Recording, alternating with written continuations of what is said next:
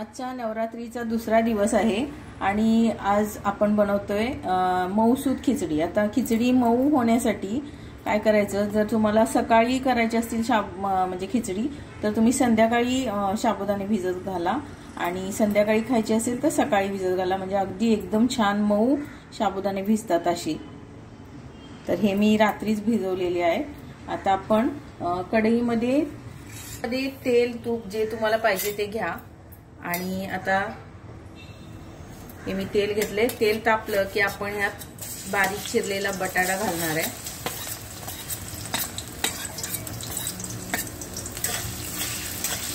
त्यातच आपण या मिरच्या पण घालणार आहे।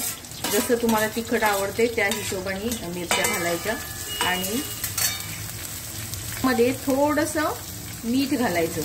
मीठ घातल्यामुळे ह्या मिरचीला आणि बटाट्याला पण एक चांगली टेस्ट येते।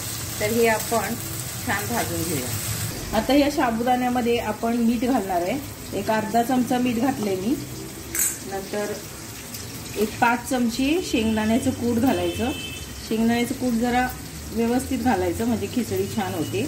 तर मी 4 चमचे शेंगदाण्याचं कूट घातले आणि हे सगळं असं मिक्स करून घेऊया।